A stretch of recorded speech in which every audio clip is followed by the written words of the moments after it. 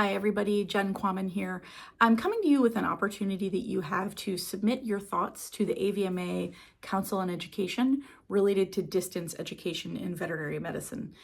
And so if you are a student seeking a VMD or a DVM degree, this could impact you, but it could also potentially impact the future veterinary students coming down the pipeline. And so distance education has a very specific definition and includes things like using technology to deliver instruction when an instructor and a student are separated in time and or space for a portion or a complete component of an educational session. So think about this as like a Zoom meeting, right? So are there differences in the education that a student receives or the teaching that a faculty member can do when that's done in a distance-based way?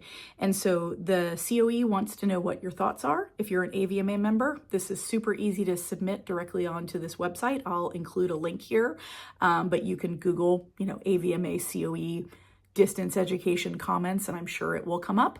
But we only have until January the 13th to get our thoughts heard. And so if you are in a state that has a veterinary school, or if you're in a state that has a potential proposed veterinary school, or even if you're not, if you're out in practice and you're out in public practice and you are doing research, these are things that are going to impact us, and long-term they're going to impact the health of animals as well. And so I want you to just know you have an opportunity to share your perspective on this. The council is really looking forward to feedback from those of us out in the profession.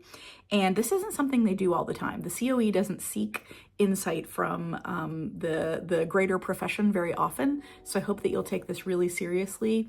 Take this opportunity that you have to share your point of view on distance education in veterinary education. So I'll include a link on how to comment below, and I'd love to know what other things or what thoughts do you have on this topic. So looking forward to an interesting discussion and hoping the COE gets some really great feedback from those of us out in the world.